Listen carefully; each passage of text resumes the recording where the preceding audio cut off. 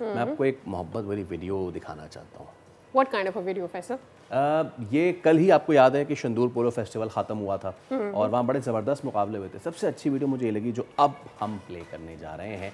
ये एक चैंपियन चित्राल की टीम और उनके एक प्लेयर हैं, if you can play that video, उनके एक प्लेयर थे जो कि चैंपियन बने और चैंपियन बनने के बाद वो अपने वालिद से जाके गले मिले। अब आप सोच रहे होंगे अब आप सोच रहे होंगे कि ऐसा क्या है, तो ये जो वालिद हैं अब अपने ज़माने के पोलो चैंपियन थे।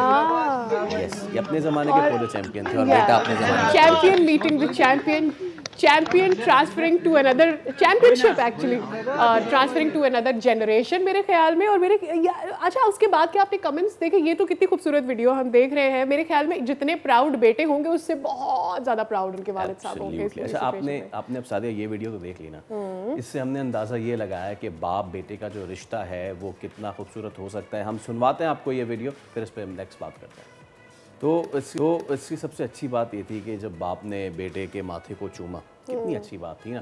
तो हमें अंदाज़ा हुआ कि बाप बेटे का रिश्ता जो है वो कितना खूबसूरत होता है। सब्सक्राइब करें और बेल दबाएं ताकि कोई खबर रह न जाए।